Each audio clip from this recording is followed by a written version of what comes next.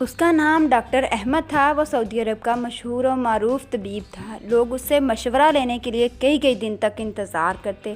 اس کی شہرت بڑھتی چلی گئی۔ دارالحکومت میں ایک انٹرنیشنل میڈیکل کانفرنس کا انعقاد ہوا جس میں اسے بھی دعوت دی گئی۔ اس کی خدمات کے پیش نظر فیصلہ ہوا کہ وہ اس کانفرنس میں نہ صرف ایک کلیدی مقالہ پڑھے گا بلکہ اس موقع پر اسے اعزازی شیلڈ اور سرٹیفکیٹ بھی دیا جائے گا۔ ڈاکٹر احمد اپنے گھر سے ایئرپورٹ کی طرف روانہ ہوا۔ وہ بڑا خوش اور پرسکون تھا۔ آج شام اس کی عزت اور تکریم کی جانے والی تھی۔ اس کا سوچ کر وہ اور بھی زیادہ آسودہ ہو گیا۔ ایئرپورٹ پر معمول کی چیکنگ کے فوراً ہی بعد ہوائی جہاز میں سوار ہو گیا۔ اس کی فلائٹ وقت کے مطابق پرواز کر گئی۔ کوئی آدھ پون گھنٹے کے بعد ایئر ہوسٹس نے اعلان کیا، ہم معذرت خواہ ہیں، طیارے میں فنی خرابی کے باعث ہم قریبی ایئرپورٹ پر اتر رہے ہیں۔ ہمارے پاس اس کے سوا کوئی چارہ کار نہیں ہے۔ فلائٹ بغیر کسی رکاوٹ اور حادثے کے قریبی ایئرپورٹ پر اتر گئی۔ مسافر جہاز سے اتر کر لاؤنج میں چلے گئے۔ ڈاکٹر احمد بھی دیگر مسافروں کے ساتھ طیارے کی فنی خرابی کے درست ہونے کا انتظار کرنے لگے۔ تھوڑی دیر کے بعد ایئرپورٹ اتھارٹی نے اعلان کیا کہ خواتین و حضرات، انجینئرز نے بتایا ہے کہ فنی خرابی کے درست ہونے کا فوری طور پر کوئی امکان نہیں ہے، لہٰذا مسافروں کے لیے متبادل طیارے کا انتظام کیا جا رہا ہے۔ یہ طیارہ کب آئے گا کسی کو علم نہ تھا۔ تھوڑی دیر بعد نیا اعلان ہوا کہ متبادل طیارہ بھی کل ہی آ سکتا ہے۔ ہم اس زحمت کے لیے معذرت خواہ ہیں اور اب آپ کو ہوٹل پہنچا دیا جائے گا۔ ڈاکٹر احمد کے لیے یہ اعلان بہت تکلیف دہ اور پریشان کر دینے والا تھا۔ آج کی رات اس کی زندگی کی نہایت اہم رات تھی۔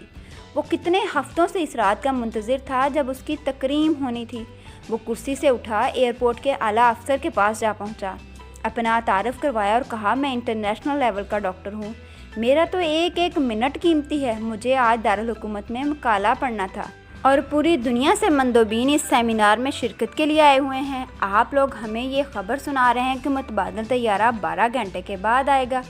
متعلقہ افسر نے اسے جواب دیا، محترم ڈاکٹر صاحب، ہم آپ کی عزت اور قدر کرتے ہیں، ہمیں آپ کے اور دیگر مسافروں کی مشکلات کا بھی اندازہ ہے، لیکن یہ ہمارے بس کی بات نہیں ہے۔ نیا طیارہ فوری طور پر فراہم کرنا ہمارے بس میں نہیں ہے۔ البتہ جہاں آپ کو کانفرنس میں شرکت کے لیے جانا ہے، یہاں سے بذریعہ کار صرف 3-4 گھنٹے کی مسافت پر ہے۔ اگر آپ کو بہت جلدی ہے تو ایئرپورٹ سے کرائے پر گاڑی حاصل کریں اور خود ڈرائیو کرتے ہوئے متعلقہ شہر پہنچ جائیں۔ ڈاکٹر احمد لمبی ڈرائیونگ پسند نہ کرتے تھے، مگر اب مجبوری تھی، اس کے پاس کوئی متبادل راستہ ہی نہ تھا۔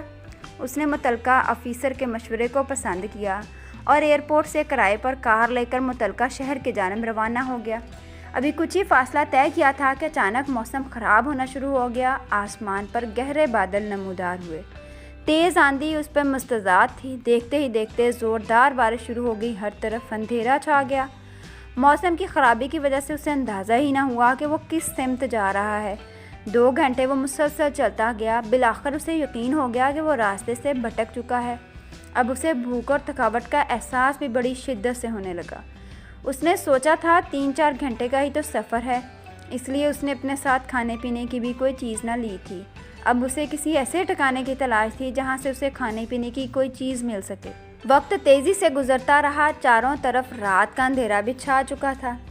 ایک چھوٹے سے گاؤں کے پاس سے گزرتے اس نے غیر شعوری طور پر اپنی گاڑی ایک چھوٹے گھر کے سامنے روک دی۔ اس کا ہاتھ گھر کے دروازے پر دستک دے رہا تھا جب اندر سے ایک بوڑھی عورت کی نحیف و ناتواں آواز اس کے کانوں میں پڑی، جو کہہ رہی تھی، جو بھی ہو اندر آ جاؤ، دروازہ کھلا ہے۔ ڈاکٹر احمد گھر میں داخل ہوا تو دیکھا کہ ایک بوڑھی عورت متحرک کرسی پر بیٹھی ہے۔ اس نے خاتون سے کہا، اماں، میرے موبائل کی بیٹری ختم ہو گئی ہے، کیا میں اپنا موبائل چارج کر سکتا ہوں؟ بوڑھی عورت مسکرا کر کہنے لگی، میرے بیٹے، کون سے فون کی بات کر رہے ہو؟ تمہیں معلوم نہیں اس وقت تم کہاں ہو؟ ہمارے ہاں نہ تو بجلی ہے نہ ٹیلی فون، یہ تو ایک چھوٹا سا گاؤں ہے جہاں شہری سہولتوں کا کوئی تصور نہیں۔ پھر اس نے مزید کہا، میرے بیٹے، وہ سامنے میز پر چائے اور کھانا رکھا ہے، لگتا ہے تم بھوکے اور پیاسے اور راستہ بھٹک گئے ہو، تم پہلے کھانا کھا لو پھر بات کریں گے، لگتا ہے تم خاصا طویل فاصلہ طے کر کے آئے ہو۔ ڈاکٹر احمد نے اس بوڑھی خاتون کا شکریہ ادا کیا اور کھانے پر ٹوٹ پڑا۔ سفر کی تھکاوٹ کی وجہ سے اسے شدید بھوک لگ رہی تھی۔ اچانک خاتون کی کرسی کے ساتھ والی چارپائی پر حرکت ہوئی۔ ایک معصوم نے رونا شروع کر دیا۔ خاتون نے اس بچے کو تھپک تھپک کر سلا دیا، اسے دعائیں دینا شروع کیں۔ वो इस बच्चे की सेहत और सलामती के लिए लंबी लंबी दुआएं कर रही थी। डॉक्टर अहमद ने खाना खाया और बूढ़ी अम्मा से कहने लगा, अम्मा जान, आपने अपने इखलाक, करम और मेज़बानी से मेरा दिल जीत लिया है। आप लंबी लंबी दुआएं मांग रही हैं, उम्मीद है अल्लाह ताला आपकी दुआएं ज़रूर कबूल करेगा मेरे बेटे। वो बूढ़ी औरत गोया हुई, मेरे अल्लाह ने मेरी तमाम दुआएं सुनी और कबूल की हैं। हाँ, बस एक दुआ बाकी है जो मेरे ज़ौफ़ ईमान की वजह से पूरी नहीं हुई। तुम तो मुसाफिर हो, तुम दुआ करो वो भी कबूल हो जाए। डॉक्टर अहमद कहने लगा, अम्मा जान, वो कौन सी दुआ है जो कबूल नहीं हुई? आप मुझे अपना काम बताएं, मैं भी आपके बेटे की तरह हूँ। अगर अल्लाह ने चाहा तो मैं इसे ज़रूर करूँगा। आपकी मदद जो मेरे बस में हुई ज़रूर करूँगा। खातून कहने लगी, मेरे अजीज़ बेटे, वो दुआ और ख्वाहिश मेरे अपने लिए नहीं बल्कि इस यतीम बच्चे के लिए है जो मेरा पोता है। इसके माँ बाप कुछ अर्सा पहले फौत हो चुके हैं। इसे हड्डियों की एक बीमारी है जिसकी वजह से चलने फिरने से माजूर है। मैंने इसे करीबी हकीमों और महान डॉक्टरों से इसके इलाज करवाए हैं, मगर तमाम मतबा इसके इलाज से आजज़ आ गए हैं। लोगों ने मशवरा दिया कि इस मुल्क में एक ही डॉक्टर है जो इस हड्डियों के इलाज का माहिर है। उसकी शोहरत दूर दूर तक है, वो बड़ा माना हुआ सर्जन है। इसका इलाज तो वही कर सकता है, मगर यहाँ से बहुत दूर रहता है और फिर सुना है बहुत महंगा भी है। उस तक पहुँचना कोई आसान काम तो नहीं। तुम मेरी हालत तो देख ही रहे हो, मैं बूढ़ी जान हूँ, किसी भी वक्त बुलावा आ सकता है। मुझे डर है कि मेरे बाद इस बच्चे की निगहदाश्त करने वाला कोई नहीं होगा।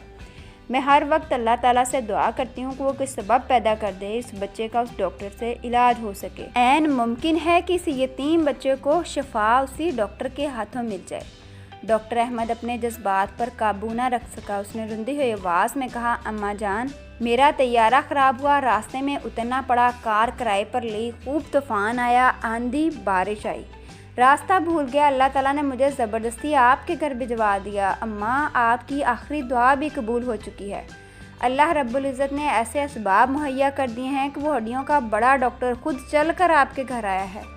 मैं अब से आपके पोते का इलाज करूँगा। जब अल्लाह ताला अपने बंदे की सुनता है तो फिर उसका पूरा करने के असबाब भी खुद ही मुहैया फरमा देता है।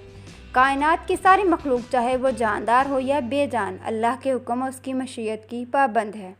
इस वाक़े में भी हम सब देख सकते हैं किस तरह अल्लाह ताला ने ज़मीन और आसमान की मुख्तलिफ़ क़ुव्वतों को काम में लाकर बूढ़ी अम्मा की दुआ को पूरा करने में लगा दिया। अरशाद बारी ताला है तर्जमा, बेकस की पुकार को जबकि वो पुकारे, कौन कबूल करके सख्ती को दूर कर देता है और तुम्हें ज़मीन में जानशीन बनाता है। क्या अल्लाह ताला के साथ कोई और भी माबूद है? तुम बहुत कम नसीहत और इबरत हासिल करते।